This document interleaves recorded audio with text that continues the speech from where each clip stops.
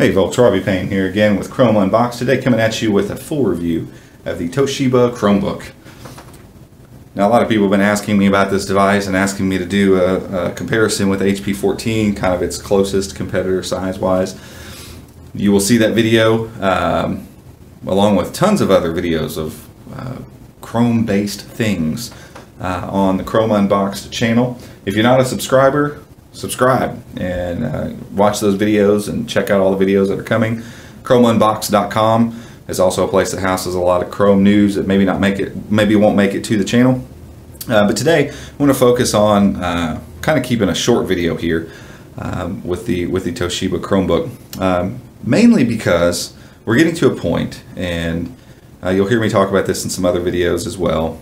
You'll hear me talk about this in the HP 14 versus Toshiba Chromebook review as well.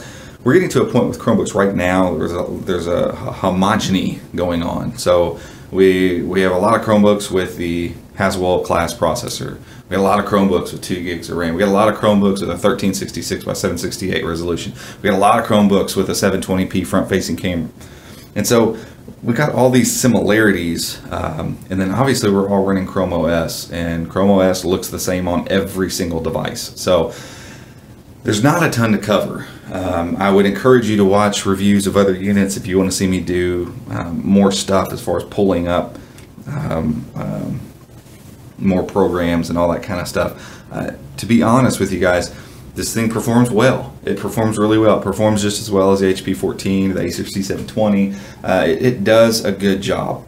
It performs the way you would expect a Haswell class processor to perform. There's really no other tweaks. There's nothing else they can do with it. And so we bring up things like Google Plus, and it scrolls nice and smooth.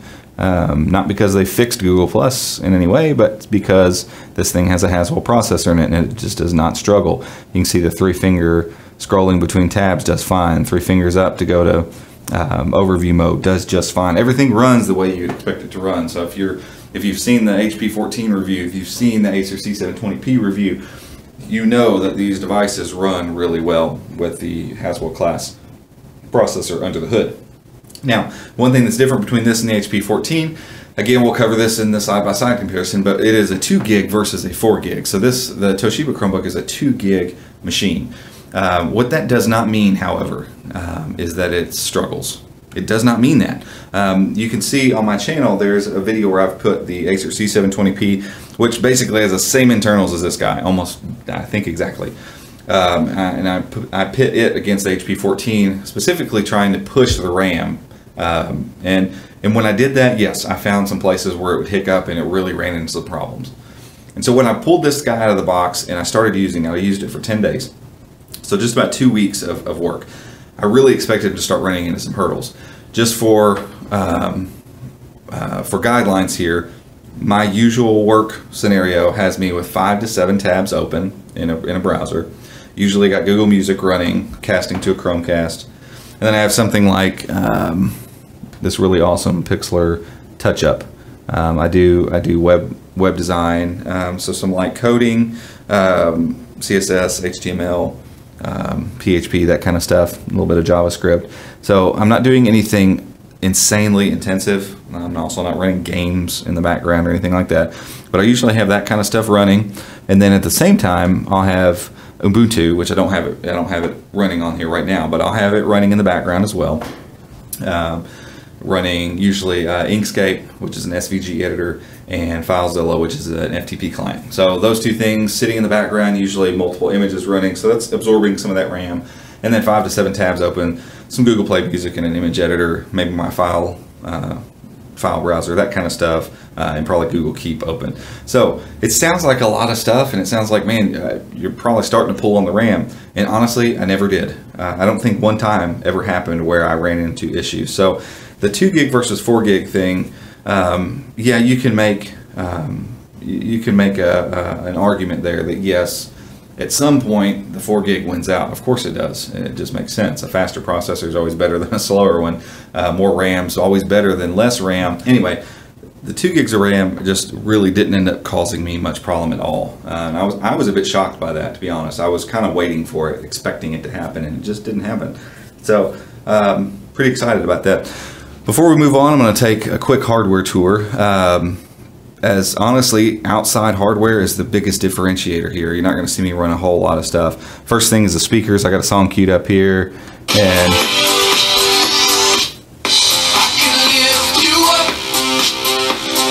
you can hear the speakers are loud. They're not breaking up, and there's actually a little bit of low end in there, which is kind of nice. It's not a lot, but a little bit of low end, which is nice. It definitely beats out the other Chromebooks I've heard. So speaker quality is good. I don't listen to stuff through my laptop speakers. It's either earphones or Chromecasting for me. But if that's your thing, then these are pretty decent. We have a nice spacious keyboard. Keyboard has really good travel to it. I didn't have any issues typing, no misstrokes, none of that stuff. Everything was pretty good. And everything's spaced out, a full-size keyboard. That's the nice thing about 13.3-inch devices. You got some space on the sides, you got plenty of space for your palms. Very comfortable to work on, very comfortable to sit and look at all day, every day. Moving kind of upwards, we've got the screen. 1366 by 768 is the resolution, just like pretty much every other Chromebook. This one does have a slightly better contrast ratio than the HP 14. The colors seem a little bit truer on it, and so it does get the nod over the 14 in that. It's still not on par with HP 11, which has that IPS panel with the awesome rich colors and all that kind of stuff. It's not on that level, folks, but it's a decent monitor, and it doesn't bum your eyes out looking at it all day. And the 13.3 inches diagonal give you plenty of viewing area, and so if you're working from this thing for hours on end, you don't get that cramped feeling you get kind of from an 11.6-inch device, or at least what I feel. Moving up top, we got the dual array speaker, or dual array microphones. And you also have 720p front-facing camera. Works great for video chats. It's a 720p camera. It's a front-facing camera, and that's kind of been an area where they've cheaped out so far. Hopefully, that's again when we see the much wanted from a handful of us mid-range Chromebook, we might see a better screen and a little bit better front-facing camera for those Google Hangouts. The outside of this device, or at least the inside parts of the outside, are covered in this aluminum-like finish, and it's kind of this textured like a MacBook-ish. I'm sure that's kind of what they were going for. And so it's obviously plastic. You can kind of feel the give, and it's not cold like metal is, but it's got a nice feel. It picks up 0 fingerprints, which is really awesome. Like I said, gives you plenty of room to really work in here, and it's matte finish around the edges, so in these places where you touch it all the time, you're not left with fingerprints all over the place, making your device look gross. Trackpad, it's very spacious, no issue running with 2 and 3 finger gestures. You just saw me do those things. It's nice and sensitive, works just fine. It's slightly less responsive than the HP 14, but then I find the HP 14's trackpad to be really, really, really excellent. This one is also very, very good, and I have really no complaints with it at all. But again, HP 14 is a slight bit better. But keyboards and trackpads, for the most part, I think when you're talking about low range, low price Chromebooks being, low price laptops in general, the trackpad's been great. I've used many, much more expensive Windows notebooks that have had terrible trackpads. And so that's one thing I'm always happy that Chromebooks seem to pretty much get the trackpad and the keyboard right. And so I have no complaints whatsoever about that. The speakers and the screen is good. Again, the only excellent screen I've seen, I've never seen a Pixel in person. The only excellent Chromebook screen I've seen is the HP 11. It really is a fantastic screen. So I'm going to close it and look around the outside a little bit. There is a texture. Let's see if I can get it to focus on that. Yeah, you can see those dimples in there. Not a fan of that. I think it cheapens the feel. I wish they would have kept that aluminum feel on this as well. Maybe it was too much. Maybe it looked funny. I'm not sure. Around the side, we've got the 3.0 USB ports if you need them. HDMI out, combo headphone, microphone slot. Around the other side, SD card slot, your charging port, Kensington lock, fans here, fans there, and then your speaker grills for those nice loudspeakers. They did a good job. I'm pleased with those. And little feet. You can pop this guy open, and I've not seen anybody yet say that they can change the hard drive out, but it could be, and the RAM is soldered on, so probably no changing that. But you do see it strikes a nice sleek, attractive profile. It looks good on the desk, and it's pretty much free of creaking. It feels solid, which is nice. The only cheap part I really felt, and it feels real cheap, is this right back here in the back of the screen. You can see how much play that bad boy has. I could pull it up and stick my finger in there. And so it really feels kind of wobbly. And you feel that because you hold the computer like this a lot, and it just is really squishy down here. And so that's the only part where it came across feeling a little cheap. Other than that, it really feels good. I haven't really had much to complain about with this guy. I saw in a production unit, one of the early hands-on, they actually were able to lift the lid, without holding the bottom. For some reason, that's a huge thing to me. It just kind of screams quality of a laptop. You can just kind of lift the lid up. And I was hoping that was going to be the case. It has not been the case on this one. So I was a little bummed about that. But again, these are nitpicky things. These are not deal-breaking items. So overall, what would I say about the Toshiba Chromebook? It fits the bill as far as being on par with all the rest of the Chromebooks right now. It's not struggling to perform. It's not struggling with a terrible screen. It's not struggling with a terrible keyboard or an average trackpad. It's got a great trackpad. It's got a great keyboard. It's got a good screen. It's got pretty good build quality. You don't see a lot of flex in the keyboard. And things are firm, and it feels good. It feels good to use. I've enjoyed my time with it. I didn't, if someone took my HP 14 away from me and I had to use this and had to keep this, I would not complain. I would not be sad about it. I do like the HP 14 slightly better. One of the main ones is the clickability of the trackpad. This one has kind of that thinner click feel to it, whereas the HP's feels more substantial. But again, I'm nitpicking when it comes down to it. There's not a whole lot bad to say about this guy. Again, I'm waiting for a Chromebook that has an IPS panel, 1600 by 900 or full 1080p, something like that, in that 13 to 14 inch range.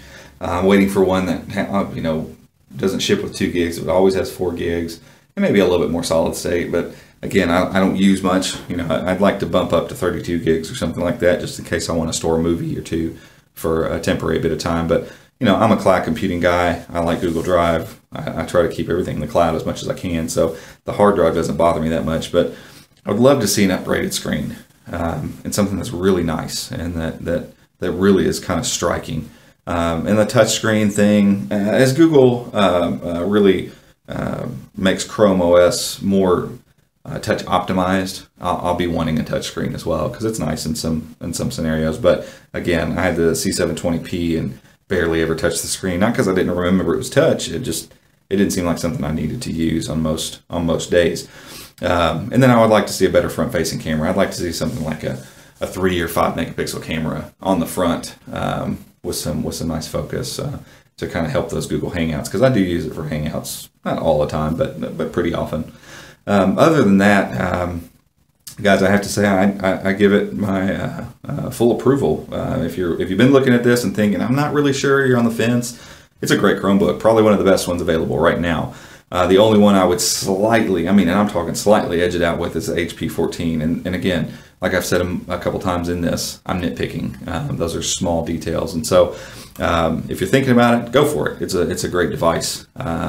And I don't think you're going to be disappointed with it at all. So if you have any questions, hit me up in the comments, hit me up on Google+, Chrome Unboxed on Google+, also just Robbie Payne on Google+. So either one of those, I'll answer any questions that you might have. Keep it tuned here. You'll also see an HP 14 versus Toshiba Chromebook video. There's not, again, a whole lot of differences, but at least you can kind of see them side by side and get a feel. And you can probably tell from this review, my money's with the HP 14 still. I haven't had anything come by that has wowed me enough to get rid of it. So, but that being said, I really, really do enjoy the Toshiba Chromebook, and it's a great device. It's a great place to put your money, I think, right now in the world of Chromebooks.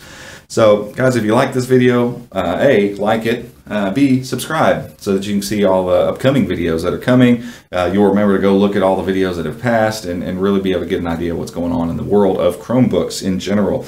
You can also check out chromeunboxed.com for other news and some other latest things with hardware that may or may not be on the YouTube channel. Again, I thank you guys for watching. Thank you for those of you who have subscribed and those who are thinking about subscribing, or those of you who are subscribing as we speak right now. Thanks, guys. I love doing this and want to keep on doing it. And so please subscribe, like the videos, and keep it locked here. It's going to be an interesting year. There's many, many more Chrome OS devices coming out, and I will get my hands on every single one of them I can. And so thanks again, guys, and we'll see you next time.